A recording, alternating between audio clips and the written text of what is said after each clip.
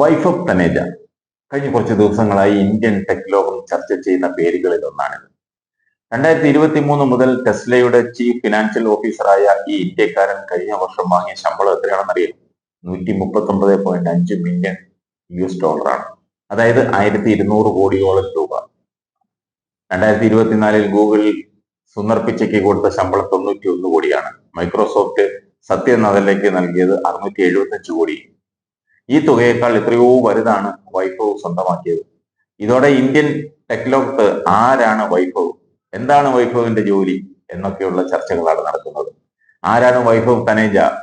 ഇന്ത്യയിൽ ജനിച്ച വൈഭവ് 2017 ടെസ്ലയിൽ എത്തുന്നത്. ഡൽഹി സർവകലാശാലയിൽ നിന്ന് 999 വൈഭവ് ബിരുദം പൂർത്തിയാക്കുന്നത്.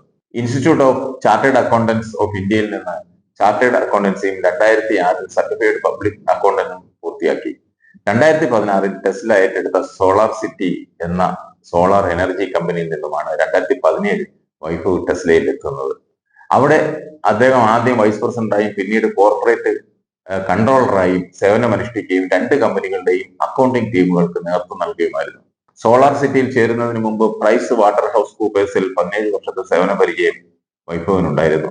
അവിടെ അഷുറൻസ് സീനിയർ മാനേജരായാണ് പ്രവർത്തിച്ചത്. Tesla India Motors and energy private ലിമിറ്റഡിന്റെ ഡയറക്ടർ കൂടിയാണ് ഇപ്പോൾ വൈഭവ്. ഇന്ത്യയിൽ ടെസ്ലയുടെ വിപുലീകരണത്തിന് നേതൃത്വം നൽകുന്നതും വൈഭവ് തന്നെയാണ്.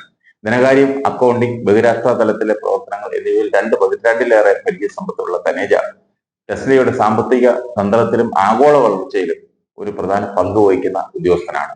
2024 വൈഭവിന് ലഭിച്ച 1200 കോടി രൂപ ശമ്പളം മാത്രമല്ല, വൈഭവിന്റെ അടിസ്ഥാന ശമ്പളം 3,33,00,000 രൂപയാണ്. ടെസ്ലയുടെ ഓഹരികൾ സമ്മാനമായി ലഭിച്ചതിന്റെ തുക കൂടിയാണത്. ഇദ്ദേഹത്തിന് ടെസ്ല ഓഹരികൾ കൈമാറിയ സമയത്ത് $250 ആയിരുന്നു വില. അദ്ദേഹത്തിന്റെ വരുമാനത്തിൽ വർധനവുണ്ടാകാൻ ഇത് സഹായിച്ചു.